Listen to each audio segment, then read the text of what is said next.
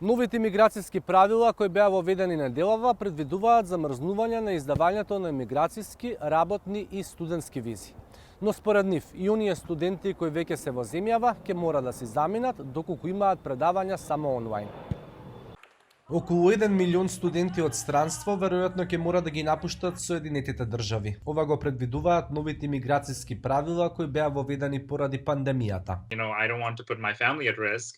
I don't want to put myself at risk to travel during a pandemic and going back to Pakistan. And even if I could defer the program for a year, there's no guarantee that I will get the visa again. Ваквата мерка беше донесена откако универзитетите на почетокот на март започнаа со предавање од далечина. Тогаш странските студенти беа пред одлука дали да останат овде или да се вратат дома. More than 90% of the students, international students who were studying in the US when COVID-19 hit and college campuses were closed have chosen to remain in the United States.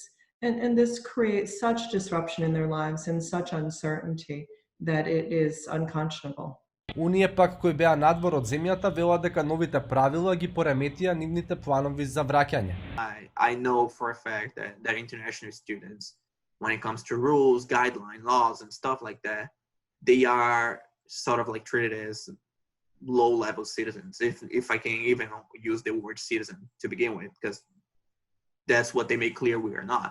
Администрацијата на Доналд Трамп соопшти дека новите правила зборуваат самите за себе и дека за онлайн настава не е потребна виза. Но критичарите велат дека одлуката ќе има негативно влијание на американското образование, економија и дипломатија.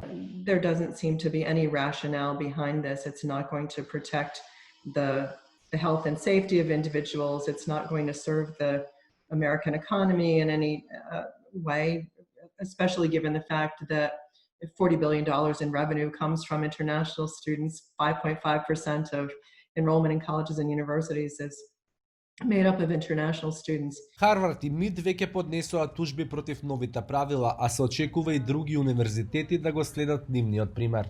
Новите правила ги офаќаат и работните визи, па многумина кои веќе се во земјава се во неизвестност дали тие ќе им бидат продолжени по нивното истекување. За Алфа, од Гласот на Америка, Никола Крстик во Вашингтон.